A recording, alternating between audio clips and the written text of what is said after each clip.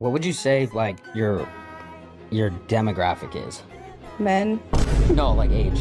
Oh, I have no idea. What if I told you the internet's favorite cycle isn't cancel culture because today's main character didn't just stumble into controversy, she scheduled it, monetized it, and then acted confused when comments showed up like rent that's due. We're talking about Sophie Rain's OnlyFans drama, viral TikTok tears, and the internet's newest question, is this regret or just content? Let's start here. When Sophie Rain opens a video by saying, "This opportunity made me millions every month," About the not so great parts of my job being a bot. I know that a lot of what I share online is glamorized, and I can't lie, making millions of dollars a month is an you don't get to immediately pivot into a victim monologue and expect the audience to stay emotionally checked in. That's like saying, "I won the lottery and parking was stressful." The problem isn't honesty, the problem is whiplash. On one side, we get screenshots, receipts, refreshed earning pages, smiling flexes. On the other side, she says this life is unbearable, dangerous, anxiety-inducing, and soul-crushing. But I do think it's just as important to talk about the downsides and the real effects that this industry has on a person. First, I want to be very clear about something. There are very few creators on here that have actually made this kind of money. Both can technically be true, but not at the same time, in the same breath, for the same engagement spike. I have reached my financial goals, but it came with costs that I never fully anticipated. I have been stalked multiple times. I have filled multiple police reports.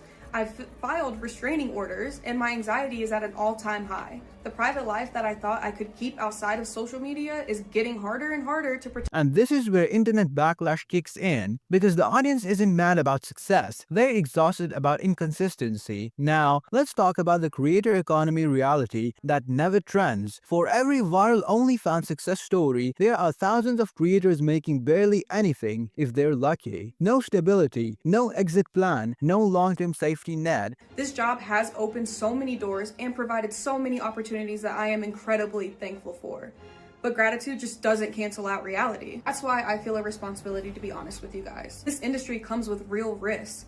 Emotionally, mentally, and physically. But guess which part goes viral? Not the quiet failures, not the burnout, not the people stuck with permanent digital footprints and zero payoff. The algorithm only boosts outliers, and those outliers become advertisements, whether they admit it or not. That's how influence works, not through disclaimers, through visibility. And here's the darker layer people avoid talking about. Many top creators don't actually live the lifestyle they sell. What you see online is a character, curated chaos, scripted vulnerability, monetized authenticity, behind the scenes, private relationships, hidden identities, financial planners, exit strategies. It is WWE, but with ring lights. The problem is young viewers don't see the infrastructure. They copy the performance without the protection. That's how people get hurt. Now, let's address the "I hit my financial goals, but it cost me everything" argument. Here's the uncomfortable question. If you already made life-changing money, why not stop? No one is forcing uploads. No contract with the devil, no invisible internet gun. Stepping away is an option, especially when you're in the top 0.1% of creators, when instead we see the same loop, flex, sympathy, backlash, reset narrative, and repeat. At some point, it stops being about survival, it becomes validation addiction. And let's talk about permanence. The internet does not forget, content doesn't expire, screenshots outlive apologies. Saying, "This will follow me forever," while continuing to upload the same content isn't regret, it is maintenance.